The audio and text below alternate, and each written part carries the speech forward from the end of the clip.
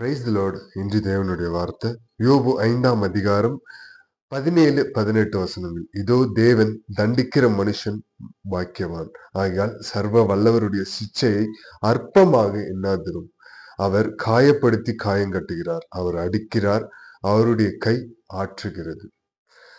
இது யார் சொல்றா? யோபு.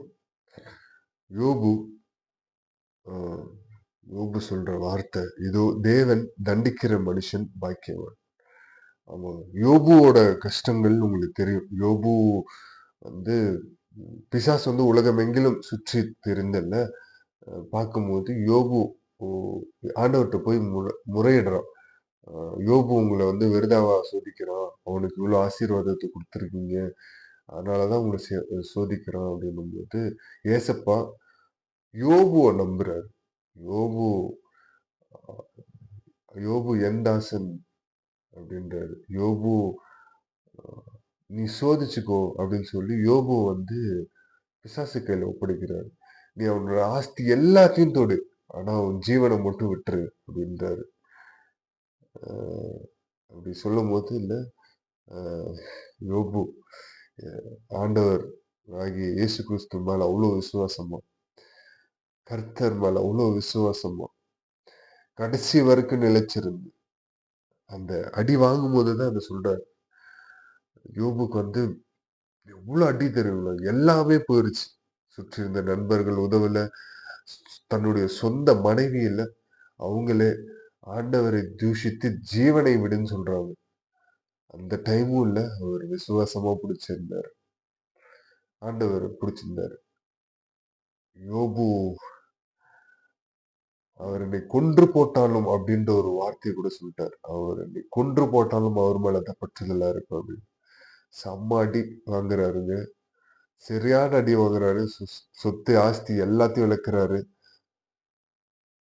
இந்த பிறகு அந்த அந்த தருணத்தின் நடுவுலயே சொல்ற வார்த்தை இதுதான், இதோ தேவன் தண்டிக்கிற மனுஷன் பாக்கியவான்.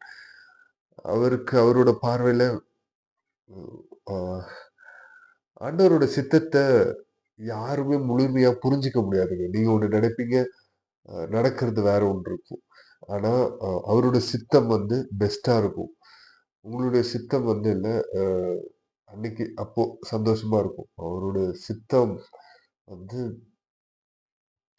கடைசி வரைக்கும் சந்தோஷப்படுவீங்க. அந்த மாதிரி ஒரு பெஸ்டான ஒண்ணு தருவார். அவர் தண்டிக்கிற மனுஷன் பாக்கியவான். ஒரு மனுஷனை அடிக்கிறாருன்னு சிச்சை செய்கிறாருன்னு அவன் பாக்கியவானுங்க. வசனம் எவ்விதமா தான் சொல்லுது, தன்னை நேசிக்கிற பிள்ளையை அவர் சிச்சை செய்கிறார் அப்படின்னு. எல்லார் மேலயும் கை வச்சிட முடியாது, எல்லார் மேலயும் அடிக்க முடியாது. அவர் இயேசு என்ன பண்றாரோ, அவர் நேசிக்கிற புத்திரனை, அவர் நேசிக்கிற பிள்ளையை, அவர் நேசிக்கிற அவர் நேசிக்கிறவங்களை மட்டும்தான் சிச்சை செய்யறாரு. இது தேவன் தண்டிக்கிற மனுஷன் பாக்கியவான். ஆகியால் சர்வ வல்லவருடைய சிச்சையை அற்பமாக எண்ணாது. அது அற்பமா எண்ணாதீங்க.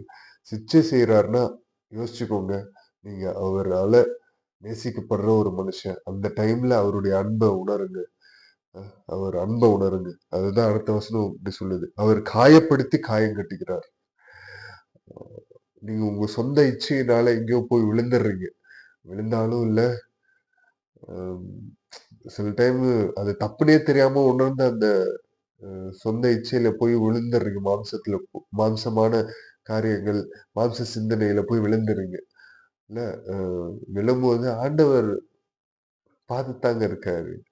அவர் ஒரு அடியை கொடுப்பாரு. ஏன் அடியை கொடுக்குறாரு? நீங்க நரகத்துக்கு போகாம அவரிடத்துல, அவர் பரலோகம், அவருடைய நித்திய வீட்டுக்கு போகணுன்றதுக்காக அடியை கொடுக்கிறாரு. அவர் காயம் கட்டி காயப்படுத்தி காயம் கட்டுகிறார். அவர் காயப்படுத்துறாரு. இந்த பூமியில வாழும் போது இல்ல, சும்மா லைட்டா ஒரு அடி அடிக்கிறாரு. எனக்கு வேணும்பா, எனக்கு சொந்தமானவன்பா அப்படின்னு சொல்லி எல்லாத்தையும் மன்னிச்சு மன்னிச்சு மன்னிச்சு மன்னிச்சு மன்னிச்சு மன்னிச்சு மன்னிச்சு விட்டுக்கிட்டே இருப்பாரு. தொடர்ந்து ஆடிக்கிட்டே இருக்கியா, ஒரு அடி, அவ்வளவுதான், அடிச்சு அந்த காயத்தையும் கட்டுறாரு. அவர் காயப்படுத்தி காயம் கட்டுகிறார், அவர் அடிக்கிறார், அவருடைய கை ஆற்றுகிறது. அவருடைய கையால லைட்டா அப்படி அடிப்பாருங்க, அவருடைய கைதாங்க உங்களை தேற்றும். அதுதான் யோபு அழகா சொல்றாரு. அவர் காயப்படுத்தி காயம் கட்டுகிறார். அவர் அடிக்கிறார். அவருடைய கை ஆற்றுகிறது. ஆமென். அவருடைய தழும்புள்ள கை உனக்காக எனக்காக பாவத்தை என்னுடைய பாவத்தை சுமந்த அவருடைய கை நம்மளை ஆற்றுகிறது, தேற்றுகிறது. மகா இரக்கமும் கிருபையும் நிறைந்தீர்கள் நல்ல தகப்பனே. இயேசப்பா ஸ்தோத்திரிக்கிறோம்.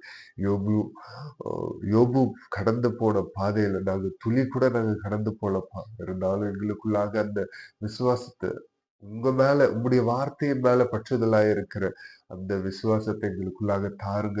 சப்பா உங்களுடைய அன்பை விட்டு நாங்கள் விலகி செல்லாதபடி, ஓடி செல்லாதபடி, சப்பா நீர் எப்படி இறுக்கமாய் எங்களுடைய கைகளை பிடித்திருக்கிறீரோ உம்மை போலவே நாங்களும் அப்பப்போ விட்டு செல்லாமல் உம்முடைய கரத்தை இருக்க நாங்களும் பிடித்து செல்ல கிருபை செய்யுங்க தகப்பனே. சப்பா ஸ்தோத்திரிக்கிறோம். சப்பா நீர் சீக்கிரம் வரப்போகிறீர். உம்முடைய வருகைக்காக நாங்களும் இன்னும் அநேகர் ஆயத்தப்பட கிருபை செய்யுங்க. சப்பா அதற்குள்ளாக சப்பா உமது அன்பின் அண்டையில சப்பா உடைய அன்பின் அண்டையில எல்லாரும் வந்து சேர இசப்பா ஸ்தோத்திரிக்கிறோம். இசப்பா ஆவியானவர் இசப்பா உம்முடைய அன்பை எல்லாருக்குள்ளாக ஊற்றுவீராக தகப்பனே. ஊற்றுங்க சப்பா. நாங்களும் உம்முடைய அன்பை சுமந்து சென்று இந்த உலகத்துக்கு அன்பாய், ஒளியாய், உப்பாய் இருக்க கிருபை செய்யுங்க. நீர் ஒருவரே மகிமைப்படணும். உம்முடைய நாமம் மாத்திரம் உயர்த்தப்படணும்.